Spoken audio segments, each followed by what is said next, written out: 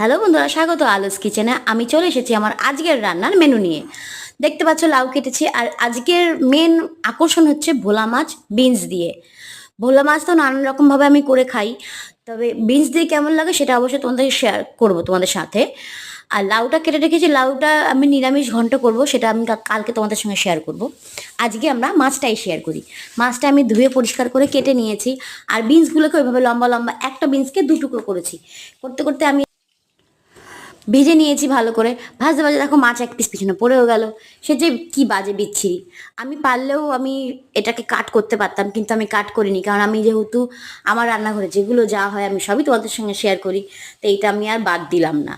যাই হোক, আমি মাছগুলো ভালো করে ভেজে তুলে নিয়েছি। তুলে নিয়ে কড়াইয়ের মধ্যে অল্প তেল দিয়েছি, দিয়ে আমি কালো জিরে ফোড়ন দিয়েছি।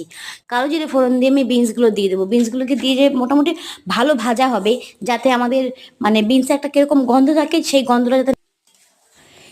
যাতে না থাকে, সেইভাবে আমরা ভালো ভেজে নেব।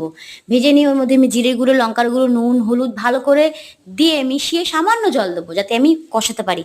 ভালো করে কষানো হয়ে গেলে আমি আমার পরিমাণ মতন জলটা দিয়ে দেবো। ওর মধ্যে যতটুকু আমাদের ঝোল লাগবে আমরা সেই অনুযায়ী জল দিয়ে দেবো।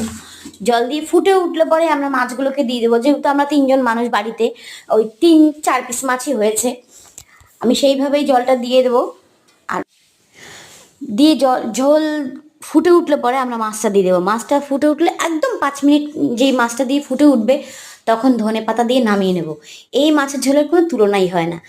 আর এইভাবে নামিয়ে গরম গরম ভাতের সাথে জাস্ট অসাধারণ লাগে।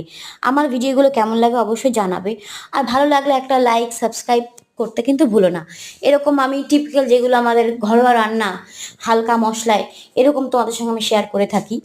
ভালো লাগলে অবশ্যই একটা লাইক, কমেন্ট, সাবস্ক্রাইব করতে কিন্তু ভুলো না। টাটা, দেখা হবে অন্য ভিডিওতে।